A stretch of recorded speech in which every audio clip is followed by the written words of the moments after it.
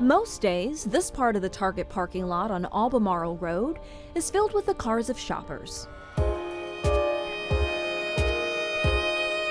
But now, it's filled with tables and volunteers to serve the homeless. When I was out talking to the unhoused, I was getting the impression and I was getting actual rhetoric from them saying that they couldn't travel to Uptown to seek resources. You done good, I appreciate it, bro. So, Officer Gary Ritter with the Charlotte-Mecklenburg Police Department decided to bring assistance directly to them through the Umbrella Project Outreach Initiative. I'm going to give you my business card as well. Thank you. This is a pathway for them to be able to get help that they need, talk to folks, get resources started so they can help themselves get off the street. I'll try to get you some help, get you back on your feet, but this is exactly what this event's for. Some of that help includes job skill training. I'm 63 years old. It's kind of hard to get a job, you know. Housing placement. They helped me get a place. And access to medical care. But these aren't the only challenges the unhoused community faces.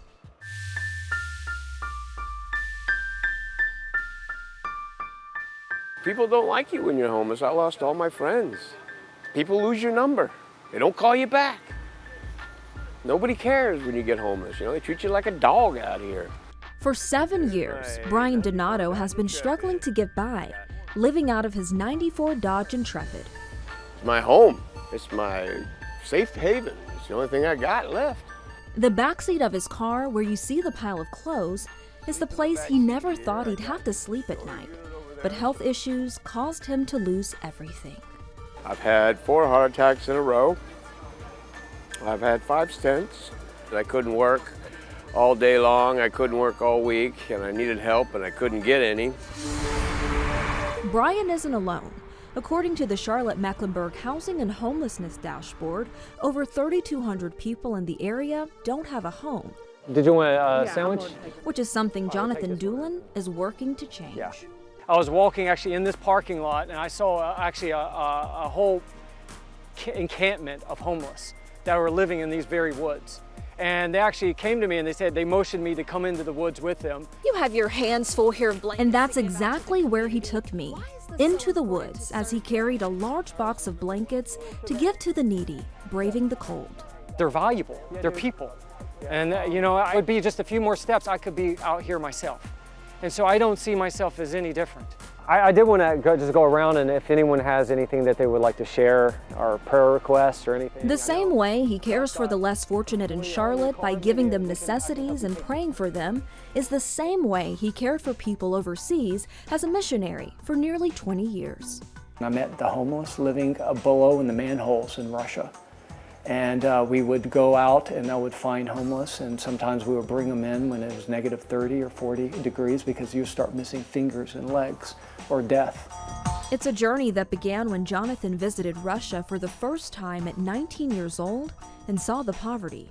I never really set out to think, oh, I'm going to make a career path as a missionary. It just kind of happened. That accidental career also led him to countries like China, Mongolia, and the Philippines. His wife, Carrie, of 22 years, was with him for all of it. It's definitely inspiring. He has a lot of energy and just new ideas and just a passion for what he does. Reaching people and showing that they're valuable and they have a purpose. In 2022, the couple moved back to the U.S. with their 4 kids and decided to settle down in Charlotte. I grew up here, and I grew actually in the east side of Charlotte, not too far from the Target parking lot. Do you remember the time it was raining? The same Target parking lot where you'll find him every Wednesday afternoon, passing out food and building friendships with those who need it most. One homeless man wrote me one time. He says, you know what? We're invisible out here. People look through us and around us. They don't look directly at us. And the goal is to look directly at them because they're created in the image of God and God loves them. All right, let's play. At the end of every day, when he returns to his home, that's a 9, I think. After serving those without a home, he knows there's still much more work to be done. Well, you know, you can always call me and I would take you if you need it, man. For Carolina Impact, I'm Dara Khalid. Thanks for watching, and if you don't want to miss any more great regional stories, please subscribe to our PBS Charlotte YouTube channel.